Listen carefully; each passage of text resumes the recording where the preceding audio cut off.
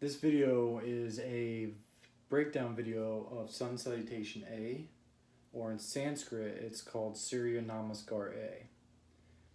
I wanted to do a breakdown for a potential future video and 30-day monthly challenge of sunrise meditation with Sun Salutation A and B following that short meditation sequence. Of course, during the sunrise. So I did a warm-up video showing what kind of poses and exercises could be done with the wrists and the forearms and the core to warm up before practicing these.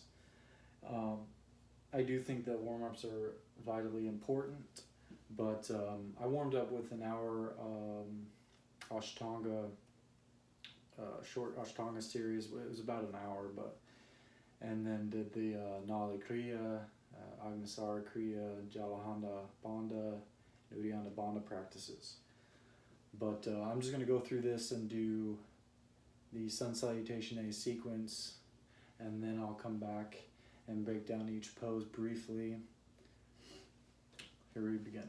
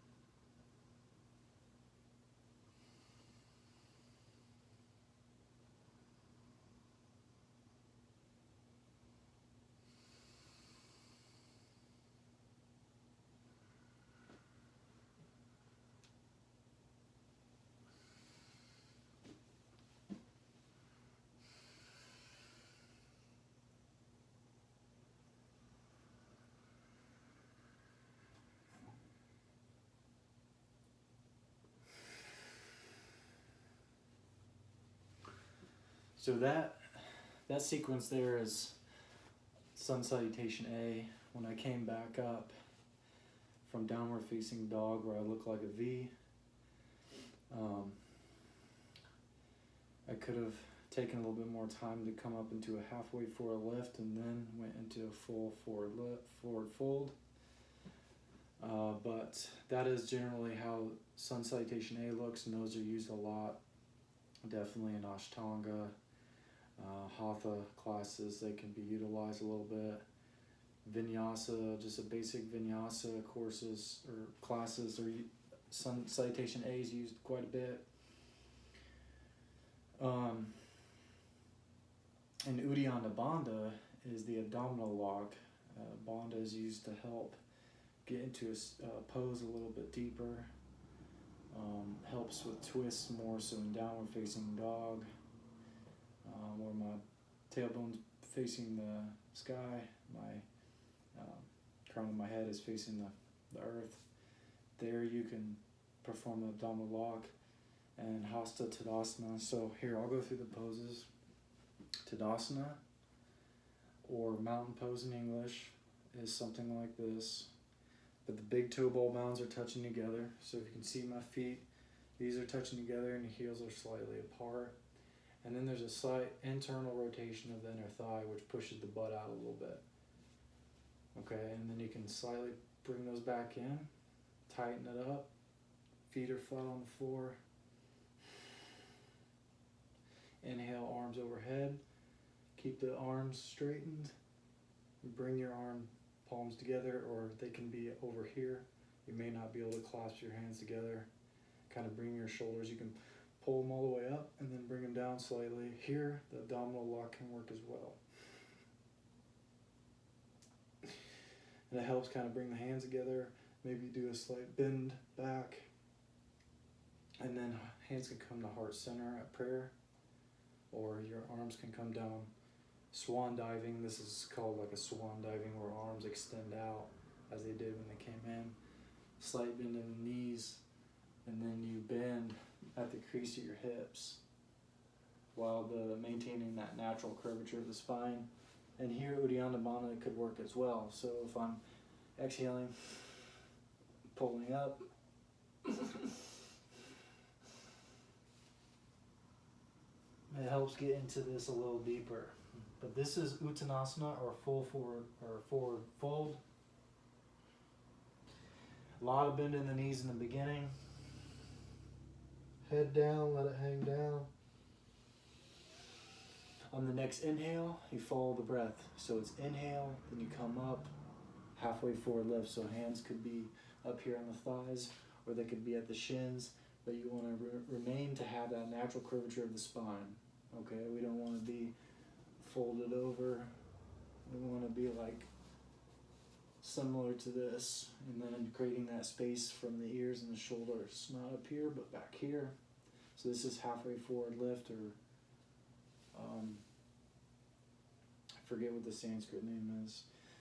And then you go back down. So inhale, comes up to halfway forward lift. Exhale, forward fold or Uttanasana. And then this is where you slightly lift back up, or bend your knees a little bit more. You plant your hands down on the mat, and then you step back for like a plank pose. Okay, so this is plank, but in plank, this is the warm-up video I show as you really engage the quads, engage the glutes, engage the abdominals, engage the lats, and then you lean forward on the wrist, and then you come up on your tiptoes. Everything is still really powerful. Then you come down, elbows into the rib cage, 90-degree angle, and then you push back slightly, flip your feet, upward facing dog, shoulders back, glutes strong, quads are still just as strong. Exhale, downward facing dog. 5 breaths in downward facing dog. I think it's Ardha, Mukha Shavasana.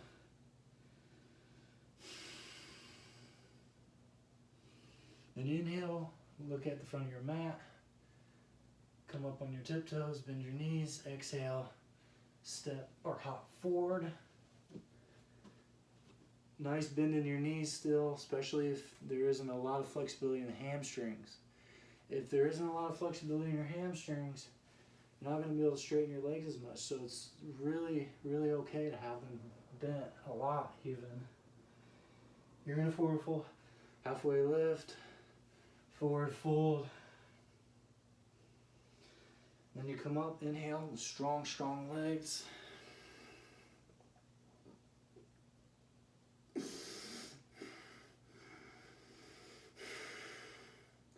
Hasta tadasana, come back down to tadasana. That's Sun A. But like I said, when you come down into plank pose, this is where Chaturanga starts. In Chaturanga, you come into a plank. You actually come from your forward fold. You come back, either step back, or when you hop back, you actually come into that forward tilt of the body. So a lot of the weight is on the wrists coming forward. So it's like the wrists here are bent. You're already coming into that forward motion where the elbows are back here and they're hugging against the ribs.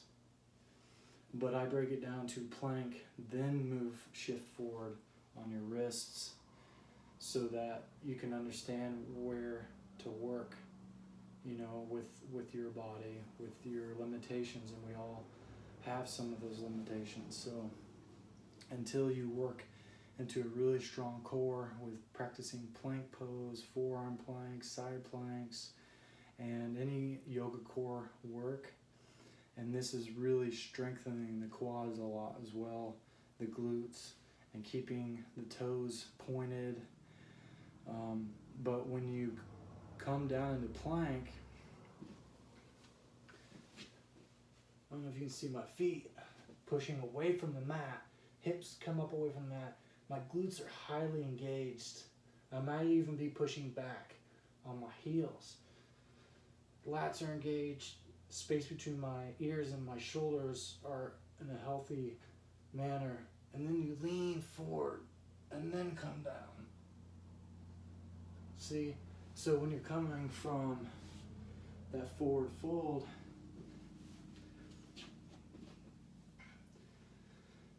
plant your hands, hop back.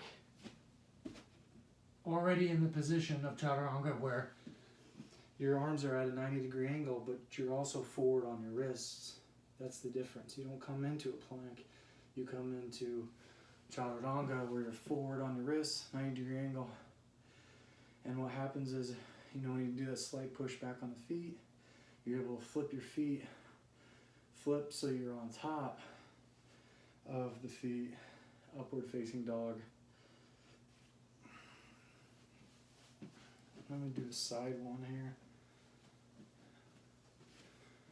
Oh shoot, there's a lizard stuck in the window.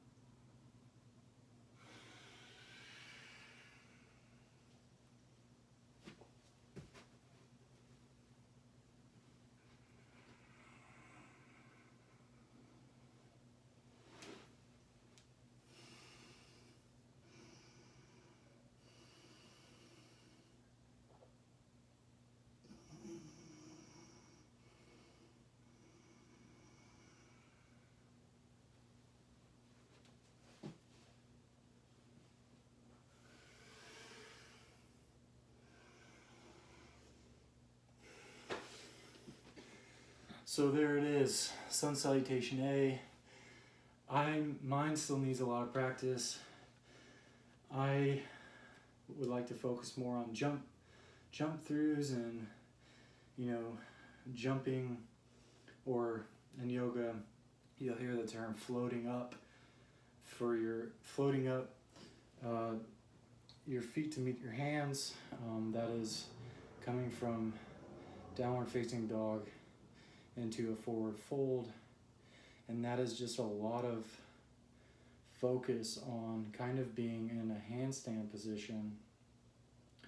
Really, you could go against the wall, but you're upside down with a lot of pressure in the wrists and leaning forward on the wrists, so there's a lot of upper body strength, because when you float up, that pressure comes all the way up into all the upper body for that slight transition. So as you're leaning forward on the wrists and the upper body is strong, that's what's taking the weight to get your feet. And then there's a lot of core strength here. So it's a lot of strength in the core too, I think, that I wasn't aware of before. As you can tell, I'm focused up here on the upper body for that transition, but I think a lot of it stems from the core being extremely strong and stable, and then bringing up the hips, so you kind of float up the hips. Anyway, let's just cut that one out and go on Sun B.